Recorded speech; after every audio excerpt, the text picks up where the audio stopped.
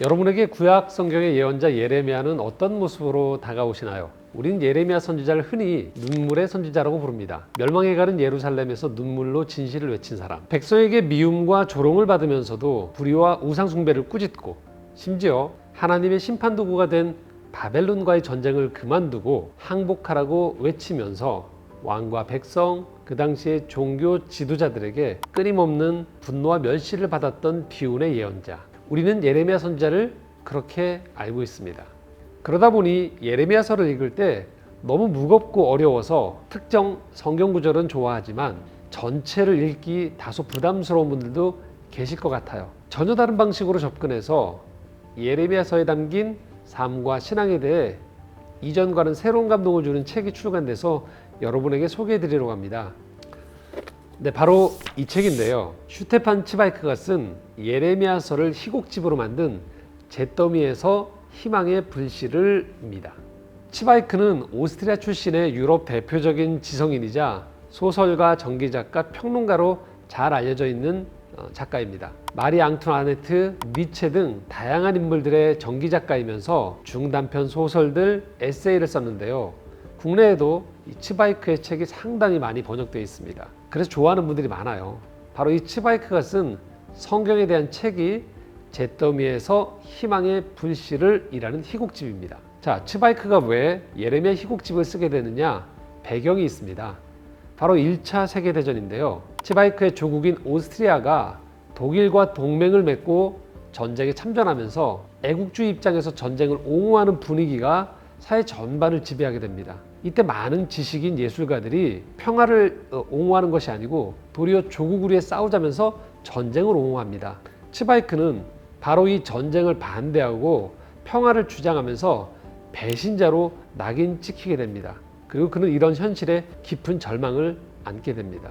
그리고 자신의 운명과 똑같은 예언자 예레미야를 그의 작품 세계로 호출해냅니다. 바로 예레미야가 고국 이스라엘 사람들에게 바벨론과 맞서 싸우지 말라고 외치다 박해받았던 모습이 자신의 상황과 겹쳐졌던 거죠. 그렇게 해서 집필하게 된 예레미야 희곡집은 치바이크가 다른 사람들의 전기를 쓸 때 발휘됐던 그 특유의 문학적 상상력이 아주 이 작품에서도 잘 드러나 있습니다. 성경에 담겨 있는 행간에 비어있는 부분, 그 부분들을 작가적인 상상력으로 잘 메워졌습니다. 그래서 예레미야가 처했던 상황과 심정, 당시의 이스라엘 민족이 여러 처해 있던 입장들이 아주 입체적으로 다가오게 됩니다. 한 번 더 말씀드리지만요, 이 책은 희곡집입니다. 대본으로 쓰여져 있습니다. 예레미야서 속 인물들이 마치 연극의 배우처럼 대사로 이야기가 전개됩니다. 이 희곡집에는 예레미야가 자신의 조국이 망해가고 있는데 냉랭한 심정으로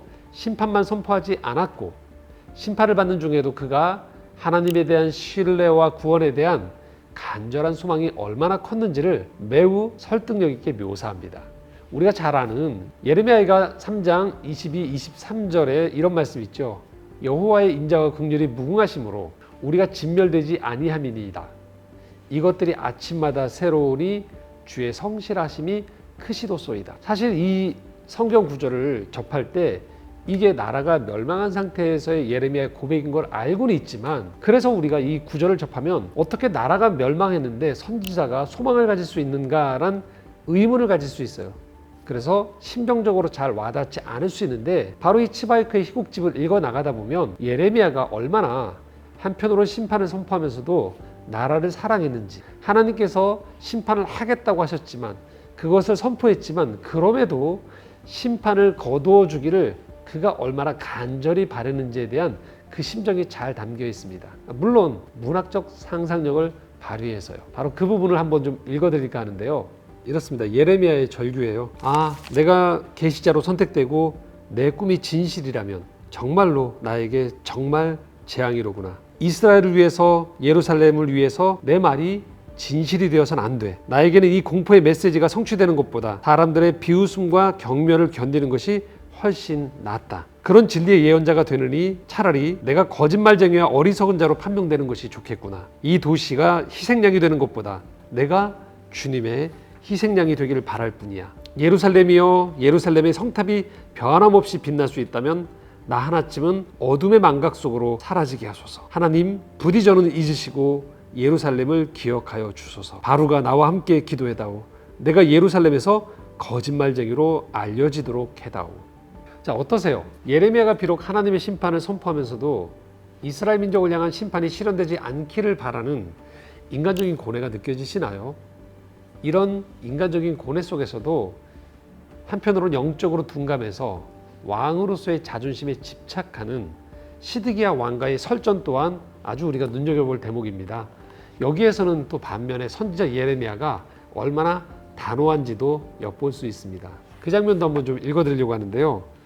시드기야의 대사입니다. 경노하면서 이렇게 말합니다. 말해보시오. 성벽을 둘러싼 적이 보이지 않소? 창들이 부딪히는 소리가 들리지 않는단 말이오? 도대체 어떻게 전쟁을 멈출 수 있단 말이오? 예레미야가 말합니다. 그 결정은 전하의 손에 있습니다. 전하께서는 왕이 아니십니까? 시드기야가 말합니다. 지금 와서 평화를 논하기에는 너무 늦었소. 예레미야, 평화를 논하기에 너무 늦은 때는 없습니다. 전하께서 소중히 여기는 자존심을 예루살렘을 위해 바치십시오. 느부갓네살 앞에 무릎을 꿇으십시오. 제가 지금 전하 앞에 무릎을 꿇듯이 말입니다. 성문을 열고 마음을 여십시오. 왕이시여, 당신 자신을 낮추십시오.